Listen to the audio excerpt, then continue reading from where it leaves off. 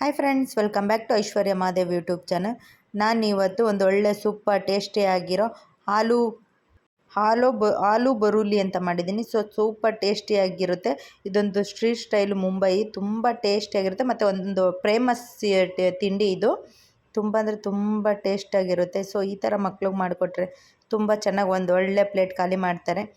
ಆಲೂಗೆಡ್ಡೆ ತರಕಾರಿ ಎಲ್ಲ ತಿನ್ನಲ್ಲ ಅನ್ನೋರು ಈ ಥರ ಮಾಡಿಕೊಟ್ರೆ ಇಂಥ ಚಿಕ್ಕ ಮಕ್ಕಳಿದ್ರೂ ಪ್ಲೇಟ್ ಖಾಲಿ ಮಾಡ್ತಾರೆ. ಅಷ್ಟು ಸೂಪರ್ ಟೇಸ್ಟಿಯಾಗಿರುತ್ತೆ. ಈ ಥರ ನೀವು ಟ್ರೈ ಮಾಡಿ, ಹೇಗಿತ್ತು ಅಂತ ಕಮೆಂಟ್ ಮಾಡಿ, ಫ್ರೆಂಡ್ಸ್ ಆ್ಯಂಡ್ ಫ್ಯಾಮಿಲಿ ಶೇರ್ ಮಾಡಿ. ಇದೇ ಥರ ಸಪೋರ್ಟ್ ಮಾಡ್ತಾಯಿರಿ. ನೋಡಿ ಎಷ್ಟು ಚೆನ್ನಾಗಿರುತ್ತೆ ಅಲ್ವಾ. ನೋಡ್ತಾ ಇದ್ರೇ ತಿನ್ನಬೇಕು ಅನ್ನಿಸ್ತಾ ಇದ್ದೀನಿ. ಮಾಡ್ಕೊಂಡು ನಾವೇ ತಿಂದರೆ ಈ ವಿಡಿಯೋ ನೋಡಿ ಎಷ್ಟು ಚೆನ್ನಾಗಿರುತ್ತೆ ಅಲ್ವಾ. ನೋಡಿ ಎಷ್ಟು ಸೂಪರಾಗಿರುತ್ತೆ. ಬರೀ ಸುಮ್ಮನೆ ನಾನು ಒಂದು ಟೇಸ್ಟ್ ಮಾಡಿದ್ದೆ ಅಷ್ಟೇ. ಇನ್ನು ಮಿಕ್ಕಿದೆಲ್ಲ ನನ್ನ ಮಕ್ಕಳೇ ಟೇಸ್ಟ್ ಮಾಡಿ ಖಾಲಿ ಮಾಡೋರು. ಬನ್ನಿ ಇವಾಗ ಹೇಗೆ ಮಾಡೋದು ಅಂತ ನೋಡೋಣ. ಆಲೂಗೆಡ್ಡೆ ತೊಗೊಂಡಿದ್ದೀನಿ. ಅದು ಬೇಬಿ ಆಲೂಗೆಡ್ಡೆ ಇದ್ದರೆ ತುಂಬ ಟೇಸ್ಟ್ ಚೆನ್ನಾಗಿರುತ್ತೆ. ಅದಕ್ಕೋಸ್ಕರ ಬೇಬಿ ಆಲೂಗೆಡ್ಡೆ ತೊಗೊಂಡಿದ್ದೀನಿ. ನಾನು ಒಂದು 1/4 kg ಅಷ್ಟು ಆಲೂಗೆಡ್ಡೆ ತೊಗೊಂಡಿದ್ದೀನಿ. ಆಲೂಗೆಡ್ಡೆ ತೊಗೊಂಡು ಒಂದು 3 ವಿಸಿಲ್ ಹೊಡ್ಸೋಣ. 3 ವಿಸಿಲ್ ಹೊಡ್ಸಿದ್ದಾದಮೇಲೆ ಅದನ್ನು ಕಟ್ ಮಾಡ್ಕೊಳ್ಳೋಣ. ಅರ್ಧ ಭಾಗವಾಗಿ ಅದು ಸಿಪ್ಪೆ ಎಲ್ಲ ತಗೋಬೇಕು. ಫಸ್ಟು ಹಾಫ್ ಕಟ್ ಮಾಡ್ಕೋಬೇಕು. ದೊಡ್ಡ ಆಲೂಗೆಡ್ಡೆಗಿಂತ ಚಿಕ್ಕ ಆಲೂಗೆಡ್ಡೆಯಲ್ಲಿ ತುಂಬ ಟೇಸ್ಟ್ ಚೆನ್ನಾಗಿ ಬರುತ್ತೆ. ಬೇಬಿ ಆಲೂ ಇದ್ದರೆ ತುಂಬ ಒಳ್ಳೆಯದು. ಅಲ್ಲಿ ಆಯಲಲ್ಲೂ ನೀಟಾಗಿ ಫ್ರೈ ಆಗುತ್ತೆ ಅನ್ನೋದಕ್ಕೋಸ್ಕರ ಅಷ್ಟೇ. ಈ ಥರ ಎಲ್ಲ ಪ್ರತಿಯೊಂದು ಎಷ್ಟು ಆಲೂಗೆಡ್ಡೆ ಇರುತ್ತೆ ಅಷ್ಟು ಆಲೂಗೆಡ್ಡೆನೂ ಸಮಭಾಗವಾಗಿ ಕಟ್ ಮಾಡ್ಕೊಳ್ಳೋಣ. ಕಟ್ ಮಾಡ್ಕೊಂಡಿದ್ದಾದಮೇಲೆ ಸಿಪ್ಪೆಗಳು ತೆಕ್ಕೊಳ್ಳೋಣ. ಅದೆಲ್ಲ ಈ ಥರ ಸಿಪ್ಪೆ ತೆಕ್ಕೊಂಡು ಇವಾಗ ಇದಕ್ಕೆ ಬೇಕಾಗಿರೋ ಇಂಗ್ರೀಡಿಯೆಂಟ್ಸ್ ಹಾಕೋಬೇಕು. ಎಷ್ಟು ಆಲೂಗೆಡ್ಡೆ ತೊಗೊಂಡಿದ್ದೀನಿ ಅಷ್ಟು ಪ್ರತಿಯೊಂದನ್ನು ಕಟ್ ಮಾಡಿ ಮಾಡೋಣ. ಈ ಥರ ಟ್ರೈ ಮಾಡಿದ್ರೆ ಸಖತ್ ಟೇಸ್ಟ್ ಇರುತ್ತೆ. ಮಕ್ಳಿಗಂತೂ ಸೂಪರಾಗಿರುತ್ತೆ. ನಾವು ಹೊರ್ಗಡೆ ಎಲ್ಲ ಯಾವಾಗೂ ಗೋಬಿ ನೂಡಲ್ಸು, ಫ್ರೈಡ್ ರೈಸು, ಈ ಆಲೂ ಕಬಾಬ್ ಅಂತೆಲ್ಲ ತಿಂದು ಬೇಜಾರಾಗಿರುವಾಗ ಈ ಥರ ಒಂದು ಒಳ್ಳೆ ಟೇಸ್ಟ್ ಆಗಿರೋದು ಈ ಥರ ಮಾಡ್ಕೊಂಡು ತಿನ್ಬೋದು. ಯಾವಾಗೂ ಒಂದೇ ಥರ ತಿಂದು ಬೋರ್ ಆಗಿರೋದಲ್ವ, ಸ್ವಲ್ಪ ಚೇಂಜ್ ಇರಲಿ ಅಂದ್ಬಿಟ್ಟು ಈ ಥರ ಟ್ರೈ ಮಾಡಿದೆ. ಸೂಪರ್ ಟೇಸ್ಟಿಯಾಗಿ ಬಂದಿತ್ತು. ಅದಕ್ಕೆ ನಾನು ಯಾಕೆ ನಮ್ಮ ಫ್ರೆಂಡ್ಸ್ಗೆಲ್ಲ ವೀಡಿಯೋ ಮಾಡಿ ತೋರಿಸ್ಬಾರ್ದು ಅಂದ್ಬಿಟ್ಟು ನಾನು ಅದೇ ಥರ ಫಸ್ಟು ನಾನು ಮಾಡಿ ಟ್ರೈ ಮಾಡಿ ಚೆನ್ನಾಗಿ ಬಂದೈತೆ ಅಂತ ಹೇಳಿದ್ಮೇಲೆ ನೆಕ್ಸ್ಟು ನಾನು ನಿಮಗೆ ತೋರಿಸ್ತಾ ಇರೋದು. ಅದಕ್ಕೆ ನೋಡಿ, ಎಲ್ಲ ಸಿಪ್ಪೆ ಎಷ್ಟು ಆಲೂಗೆಡ್ಡೆ ಇದೆ ಅಷ್ಟು ಆಲೂಗೆಡ್ಡೆಗಳನ್ನ ಸಿಪ್ಪೆ ತೆಗೆದು ಮಾಡ್ಕೋಬೇಕು.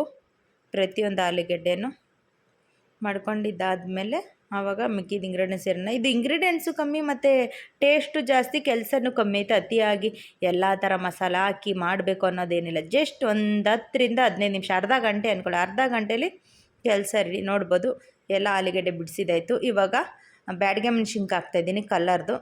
ಖಾರಕ್ಕೇನು ಬೇಡ, ಇದೇ ಮೆಣ್ಸಿನ್ಕಾಯೇ ಸಾಕು. ಒಂದು 10 ನಿಮಿಷ ಬ್ಯಾಡಗೆ ಮೆಣ್ಸಿನ್ಕಾಯಿ ನೆನೆಸಿ ಇಟ್ಟಿದ್ದೀನಿ. ನೆನೆಸಿ ಇಟ್ಟಿದ್ದಾದಮೇಲೆ ಇದಕ್ಕೆ ರುಬ್ಕೊಳ್ಳೋಣ ಬನ್ನಿ. ರುಬ್ಕೊಳ್ಳೋಕ್ಕೆ ಬೇಕಾಗಿರೋ ಇಂಗ್ರೀಡಿಯೆಂಟ್ಸ್ ನೋಡೋಣ ಬನ್ನಿ. ಈಗ ಆಲ್ರೆಡಿ ನಾನೇನು ನೀರಲ್ಲಿ ನೆನೆಸಿ ಇಟ್ಟಿದ್ದೆ.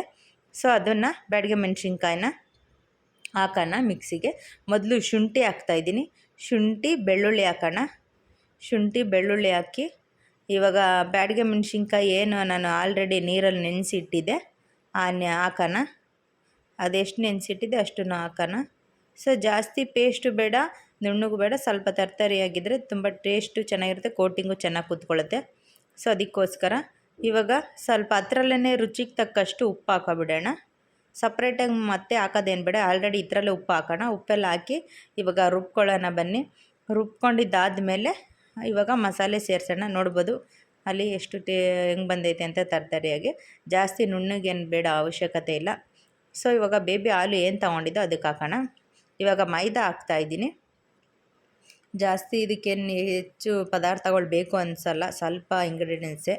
ಟೇಸ್ಟ್ ಮಾತ್ರ ಹೇಳೋಕ್ಕೆ ಸಾಧ್ಯ ಇಲ್ಲ, ಅಷ್ಟು ಸೂಪರ್ ಟೇಸ್ಟಿಯಾಗಿರುತ್ತೆ. ಇವಾಗ 2 ಸ್ಪೂನಷ್ಟು ಹಾಕ್ತಾಯಿದ್ದೀನಿ. ಜಾಸ್ತಿ ಏನು ಬೇಡ, ಜಸ್ಟ್ 2 ಸ್ಪೂನಷ್ಟು ಹಾಕಿದ್ರೆ ಸಾಕು.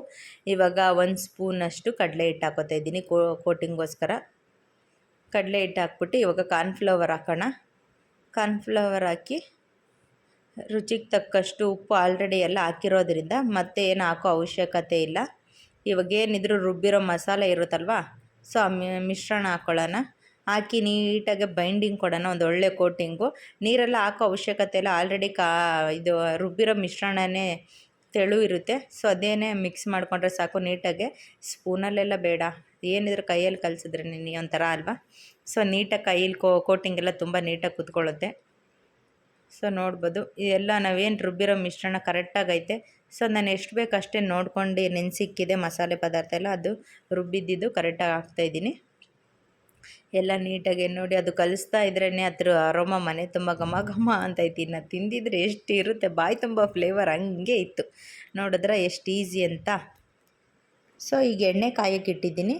ಎಣ್ಣೆ ಕಾಯ್ದಿದ್ದಾದಮೇಲೆ ಇವಾಗ ಅದೇನು ಬರೋಲಿ ಕಲಸಿಕ್ಕಿದ್ವಿ ಅದು ಎಣ್ಣೆಲಿ ಒಂದೊಂದೇ ಬಿಡೋಣ, ಅಂಟ್ಕೊಳ್ಳಲ್ಲ. ಸೊ ನೀಟಾಗಿ ಬೇಯುತ್ತೆ ನೋಡ್ಬೋದು. ಇವಾಗ ಆ ಎಣ್ಣೆಗೆ ಹಾಕಿದ ತಕ್ಷಣ ಆ ಥರ ಅರೋಮ ಇದೆಯಲ್ಲ ಯಪ್ಪ, ಅಷ್ಟು ಸೂಪರ್ ಟೇಸ್ಟಿಯಾಗಿರೋದು. ಸೊ ನಾನ್ ವೆಜ್ಗೇನು ಕಮ್ಮಿ ಇಲ್ಲ, ಅಷ್ಟು ಸಕ್ಕತ್ತಾಯಿತು, ತುಂಬ ಟೇಸ್ಟ್ ಇತ್ತು. ಸೊ ನಾನ್ ವೆಜ್ ಅಂತ ನಾನು ಟೇಸ್ಟ್ ಮಾಡಿಲ್ಲ, ಜಸ್ಟ್ ಹಾಗೆ ನಿಮ್ಗೊಂದು ಹೇಳ್ತಿರೋದಷ್ಟೇ.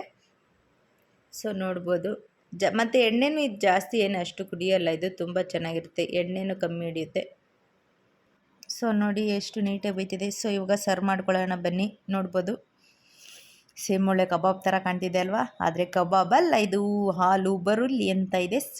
ಸೊ ಸೂಪರ್ ಟೇಸ್ಟಿಯಾಗಿರುತ್ತೆ. ಇದಕ್ಕೊಂದು ಒಳ್ಳೆ ಗ್ರೀನ್ ಚಟ್ನಿ ಹಾಕಿ ಈರುಳ್ಳಿ ಹಾಕಿ ತಿಂತಾಯಿದ್ರೆ ಅಮ್ಮಮ್ಮ ಇಂಥ ಮಜನೇ ಬೇರೆ. ಸೊ ಸೂಪರ್ ಐತೆ. ಇದು ಗ್ರೀನ್ ಚಟ್ನಿ ಎಲ್ಲ ಏನು ತೋರ್ಸೋಕೆ ಹೋಗಿಲ್ಲ, ಆಲ್ರೆಡಿ ಪುದೀನ ಕೊತ್ತಂಬರಿ ಶುಂಠಿ ಸ್ವಲ್ಪ ಧನಿಯಾ ಹಾಕೋದ್ರೆ ಅಷ್ಟೇ ಗ್ರೀನ್ ಚಟ್ನಿ.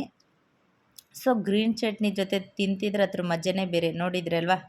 ಸೊ ಪ್ಲೀಸ್ ನೀವು ಟ್ರೈ ಮಾಡಿ, ಹೇಗಿತ್ತು ಅಂತ ಕಮೆಂಟ್ ಮಾಡಿ, ಫ್ರೆಂಡ್ಸ್ ಆ್ಯಂಡ್ ಫ್ಯಾಮಿಲಿಗೆ ಶೇರ್ ಮಾಡಿ. ಇದೇ ಥರ ಸಪೋರ್ಟ್ ಮಾಡ್ತೀರಿ. ಹೊಸ ವೀಡಿಯೋಗಾಗಿ ಕಾಯ್ತಾಯಿರಿ. ಮತ್ತು ಯಾವ್ದಾರ ಹೊಸ ವೀಡಿಯೋ ಬೇಕು ಅಂದರೆ ಪ್ಲೀಸ್ ಕಮೆಂಟ್ ಬಾಕ್ಸಲ್ಲಿ ಕಮೆಂಟ್ ತಿಳಿಸಿ. ಎಲ್ಲೂ ಹ್ಯಾಡ್ ಸ್ಕಿಪ್ ಮಾಡ್ತೀರಾ ನೋಡ್ತಾಯಿರಿ. ನೋಡಿದ್ರಾ ಎಷ್ಟು ಸೂಪರ್ ಟೇಸ್ಟ್ ಆಗುತ್ತೆ ಅಂತ. ಬಾಯ್ ಬಾಯ್. ಓಕೆ, ನೆಕ್ಸ್ಟ್ ಬಗ್ಲಾಗ ಸಿಗೋಣ. ನಾವು ಬೇಗ ಟೇಸ್ಟ್ ಮಾಡಿ ಖಾಲಿ ಮಾಡೋಣ.